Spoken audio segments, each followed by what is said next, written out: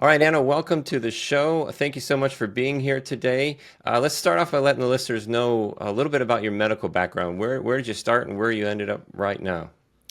I'm a board certified dermatologist from Miami, Florida. I went to school at Brown University for undergrad and medical school, and I did my residency at USC. And right now, I run a private practice in Miami and also nationwide.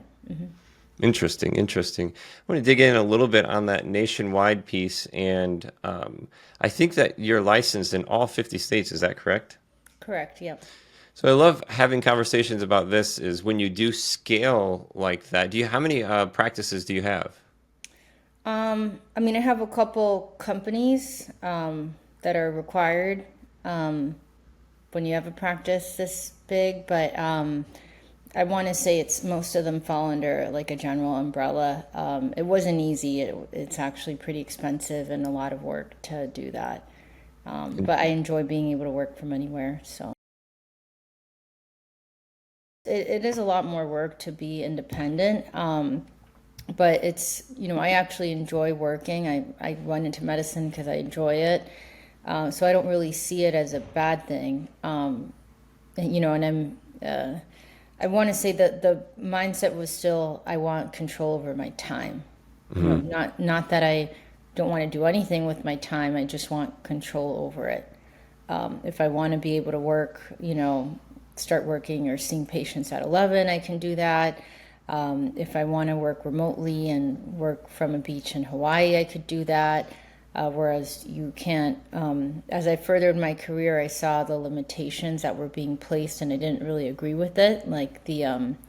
For example, I worked in a VA where you actually had to request a day off 3 months in advance. 3 months. And that, yeah, 3 months. Wow. I'm not even kidding, 3 months in advance. And that is not just hard for anyone to do. I have employees that are medical assistants that would be impossible for them to do. So imagine asking a doctor who, after studying for 15 years, you kind of want to maybe take a few days off, or maybe you need to. And they were really never easy about it. So it was that I was just like, I'd just rather make less or make more, but just be able to take that day off if I need it. It plays a role because I own my building where I work.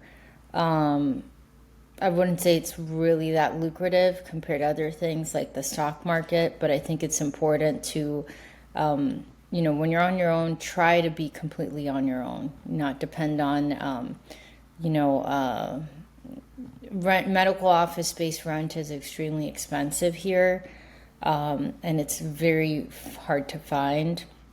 You'll kind of see the same buildings with the same units available, and you'll hardly see anything that's a standalone area or structure. That's even harder to find. And when you do find them, they're very expensive, or there's something inconvenient about them, like, oh, they don't have parking, or Mm. so I'm proud to say that I own my space and I don't have to depend on pumping out a certain number of patients to pay rent or take loans out or any of that. My family has real estate and they do a good job at it, so they helped. I also have a great real estate agent who is able to find key and quality people to rent. She finds very good candidates that are pretty stable and take care of properties and are good renters. There are things that happen that you're just never prepared for, like fixing roofs, maintenance, and that's kind of what becomes difficult about sometimes seeing it as being lucrative because Mm. there's always ongoing maintenance going on Yeah. of buildings.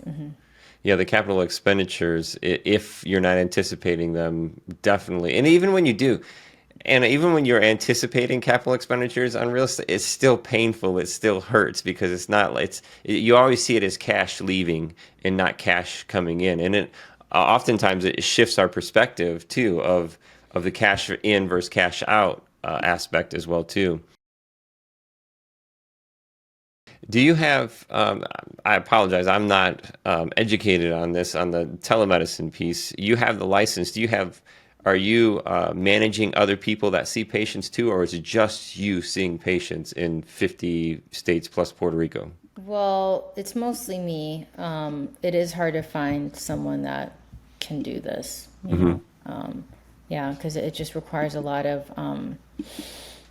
expenses, regarding, yeah, it just requires a lot of expenses in terms of Interesting. license fees and all of that. And it only makes sense if the person works a lot to do it.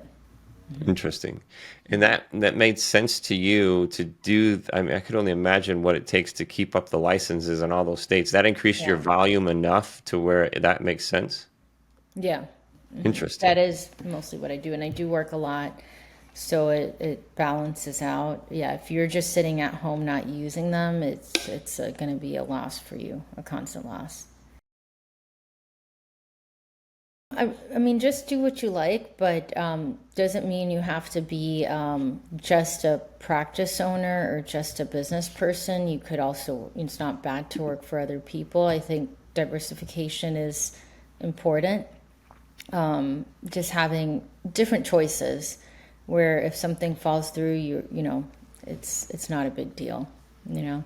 But to ultimately do what you want and do what you like, and there's ways you can balance, being a contractor, being a business owner with having a little bit of freedom to make your own decisions. That is great advice.